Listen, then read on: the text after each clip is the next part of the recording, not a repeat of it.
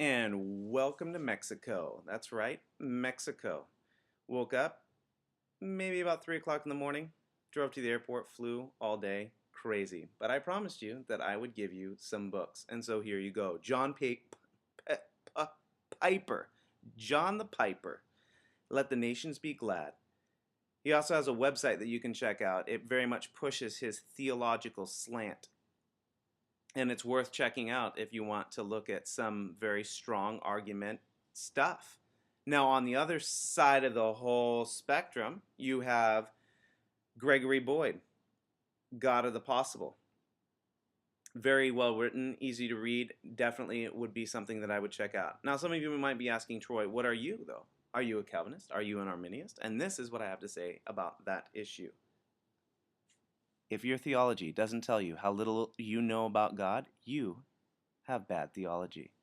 If there's one thing I know about the pursuit of God and trying to figure out God, it's that you can't. It scares me when people try to tell me that they've got God completely and totally figured out, as if all mysteries of God have been solved by you and you have given it a name. It is God in a box. Fantastic.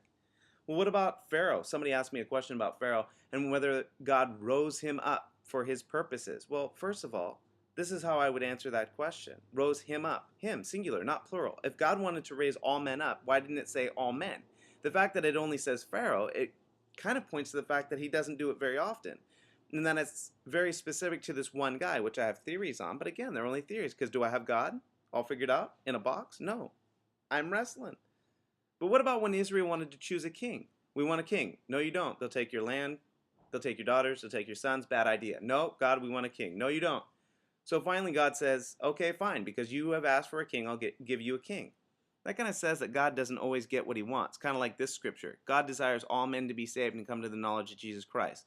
Trust me in this, ladies and gentlemen. I was just flying in an airport all day today.